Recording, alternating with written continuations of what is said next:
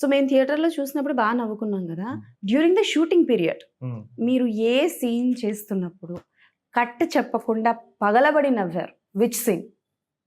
కారణ జన్ముడు అని డైలాగ్ ఉంటుంది కదా, ఇద్దరు రాధికలను కలిసి చూసినప్పుడు తను చెప్పిన డైలాగ్స్ ఒక స్ట్రెచ్ లో చెప్తాడండి అది. And Siddhu was a very good memory. So తను చాలా ఎక్కువ లైన్స్ కూడా చాలా మెమరైజ్ చేయగలరు. తనే రాస్తాడు కాబట్టి ఆటోమేటిక్ గా మెమరీలోకి వెళ్ళిపోతుంటాయి అనమాట. సో డైలాగ్స్ అని రాస్తాడు కాబట్టి సో ఆ మెమరీలోకి వెళ్ళిపోయిన డైలాగ్స్ అన్ని తను అలా మా ముందు ఎనాక్ట్ చేసి చూస్తుంటాడు, ప్రిపేర్ అవుతుంటాడు. షూట్కి వెళ్ళక ముందు కూడా మా ముందు పర్ఫామ్ చేసి చూపిస్తాడు, ఇలా చేయబోతున్నాను అలా చేయబోతున్నాను అని.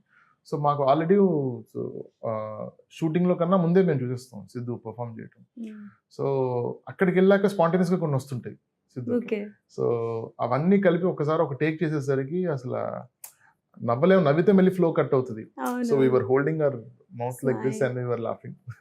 ఓకే, ఒకసారి డైలాగ్ చెప్తారా మీరు? చెప్పండి, పర్లేదు.